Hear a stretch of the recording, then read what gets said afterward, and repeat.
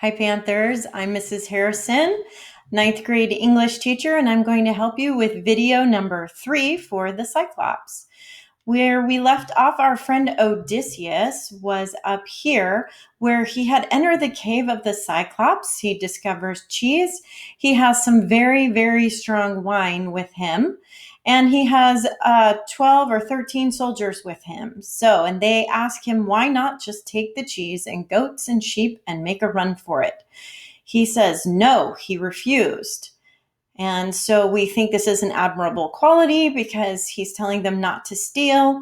But then this is where we find out that he's actually maybe just curious. So starting at line 75, how sound that was, yet I refused. I wished to see the caveman, what he had to offer. No pretty sight it turned out for my friends. We lit a fire, burnt an offering, and took some cheese to eat, then sat in silence around the embers, waiting. When he came, he had a load of dry boughs on his shoulder to stoke his fire at supper time. He dumped it with a great crash into the hollow cave, and we all scattered fast to the far wall. All right, so we do know that he refused. So right here, he refused and said that he would not steal it. And then he said he wanted to wait and see. He wished to see the caveman. He wanted to see who this giant fellow was. And another important thing, what he had to offer.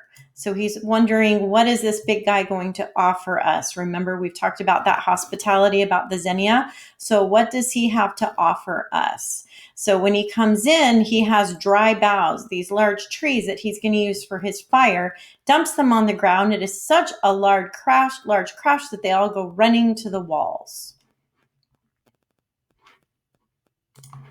All right, moving on to the next page. Then over the broad cavern floor, he ushered the ewes he meant to milk. He left his rams and he-goats in the yard outside and swung high overhead a slab of solid rock to close the cave. 24 four-wheeled wagons with heaving wagon teams could not have stirred the tonnage of that rock from where he wedged it over the doorsill. Next, he took his seat and milked his bleating ewes. A practice job he made of it, giving each ewe her suckling, thickened his milk then into curds and whey, sieved out the curds to drip in withy baskets, and poured the whey to stand in bowls, cooling until he drank it for supper. When all these chores were done, he poked the fire, heaping on brushwood. In the glare, he saw us. So let's go back over this again. So broad cavern floor, they're in this huge cave, and he's brought in his sheep and goats to milk them. And then they're letting us know how he has a door to a cave. He calls it a slab of solid rock. A slab of solid rock to close the cave. And he gives us an idea of how large that slab of solid rock is when he compares it right here to 24 four-wheeled wagons. 24 four-wheeled wagons with heaving wagon teams could not have stirred the tonnage of that rock. So the rock is so large and so heavy that 24 wagons with all the horses tied to them would not be able to pull the rock. Next, he's taking a seat and he's doing his normal chores that he does to make his cheese. He's milking his sheep and then he's preparing to make it into cheese. And then when he strokes the fire, he sees the men in the glare of the light. Strangers, he said, who are you and where from? What brings you here by seaways, a fair traffic? Or are you wandering rogues who cast your lives like dice and ravage other folk by sea?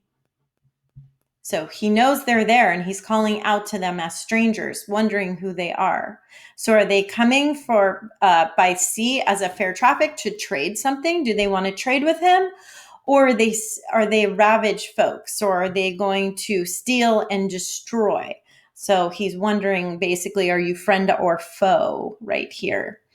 We felt a pressure on our hearts in dread of that deep rumble and that mighty man. But all the same, I spoke up in reply. So they're scared to death, fear with dread. And Odysseus says to the Cyclops, "We are from Troy, Achaeans blown off course by shifting gales on the great South Sea, homeward bound, but taking routes and ways uncommon, so the will of Zeus would have it. We served under Agamemnon, son of Atreus. The whole world knows what city he laid waste, what armies he destroyed. It was our luck to come here. Here we stand, beholden for your help, or any gifts you give, as custom is to honor strangers. We would entreat you, great sir, have a care for the gods' courtesy. Zeus will avenge the unoffending guest." So we know that already the Cyclops knows he's there. He's wondering if they're friend or foe. Odysseus doesn't say who he is, but he does say that they've come from war in Troy, knowing that most people have probably heard of this and that Troy was destroyed. He laid waste what armies he destroyed. And he says, "We are lucky to have come to this island. We are looking for your help or any gifts that you have to give." So what does this remind us of? Once again, the ancient Greek custom. So right here, when he's saying, "What gifts are you going to give us?" as a custom to honor strangers. So he agrees that they are strangers. He's trying to let them know who they are, but now he's looking what to see the Cyclops. And remember what we call this? Xenia. All right, see if I can get this to work. There we go. All right, so we're ending with the ancient Greek custom of Xenia, hospitality to our guests. Thank you for joining me for video 3, and we'll see you next time.